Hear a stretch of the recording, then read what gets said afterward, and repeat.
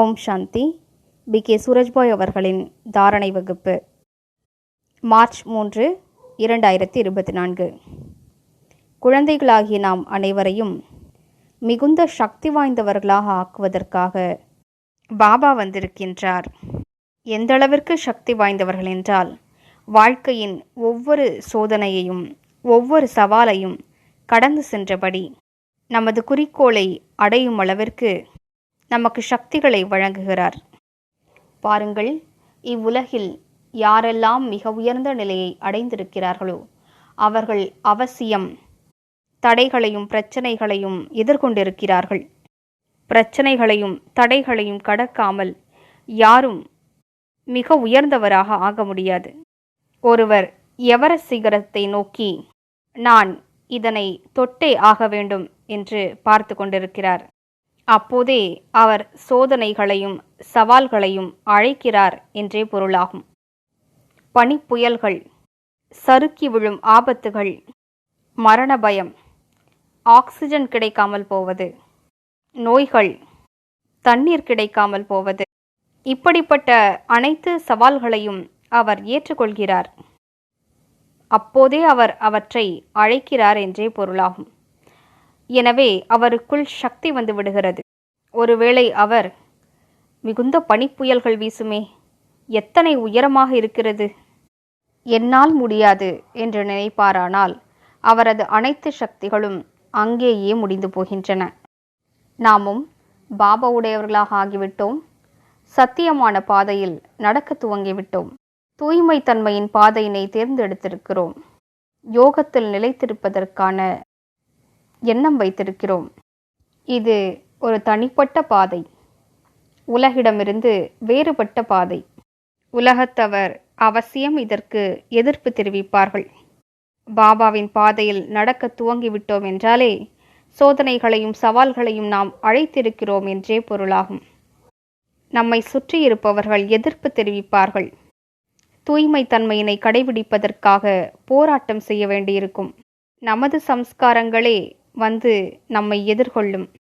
ஆனாலும் நாம் குறிக்கோளை அடைந்தே தீருவோம்.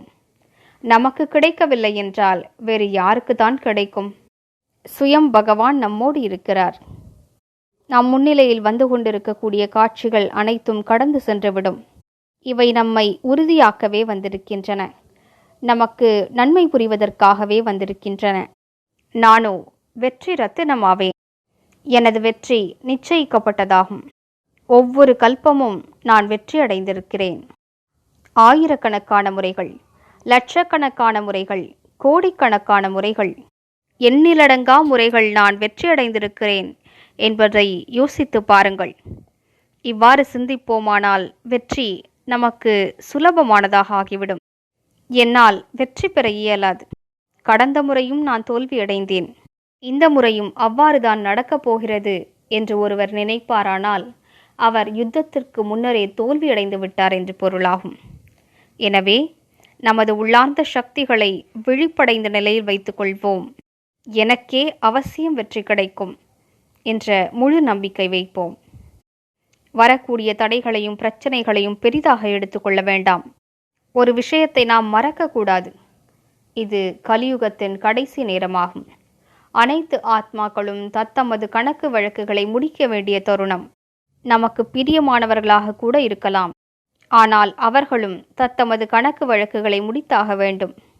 உண்மையில் நாம் அவர்களுக்கு உதவி புரிய விரும்புகிறோம் என்றால் யோகத்தில் அவர்களுக்கு தேவையான சக்திகளின் அதிர்வலைகளை பரவச் செய்வோம்.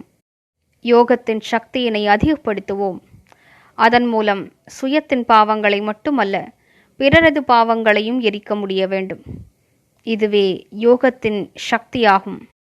இதை செய்வதே நாம் அவர்கள் மீது வைத்திருக்கக்கூடிய உண்மையான அன்பாகும். மற்றபடி எனக்கு பிரியமானவர்கள் தடைகளில் மாட்டிக்கொண்டு விட்டார்கள், நானும் கலக்கம் அடைந்து விட்டேன் என்று இருந்தால் இருவருக்கும் நஷ்டமே. நாம் சற்று விலகி இருக்க கற்றுக்கொள்வோம். விலகி இருந்து அவர்களுக்கு உதவி புரிவோம். நாம் பற்றுதலில் மாட்டிக்கொண்டிருப்போமானால் அவர்களுக்கு நம்மால் உதவி செய்ய முடியாது. கலக்கம் அடைவோமானால் நமது சக்திகள் மறந்து போய்விடும். விலகி இருக்கும் ஒருவர் சாட்சி பார்வையாளராக இருக்கும் ஒருவர் ஒருபோதும் தனது சக்திகளை மறந்து போவதில்லை. இன்று முழு நாளும் ஓர் அழகான சுயமரியாதையினை பயிற்சி செய்வோம். நான் வெற்றி ரத்தினமாவேன். கல்ப கல்பத்தின் வெற்றியாளராவேன். சர்வசக்திவான் எனது துணைவராவார். அவரை அன்போடு அழைப்போம். மேலும் தந்தையின் வரமளிக்கும் கரத்தை நம் தலைமீது அனுபவம் செய்வோம். ஓம் சாந்தி.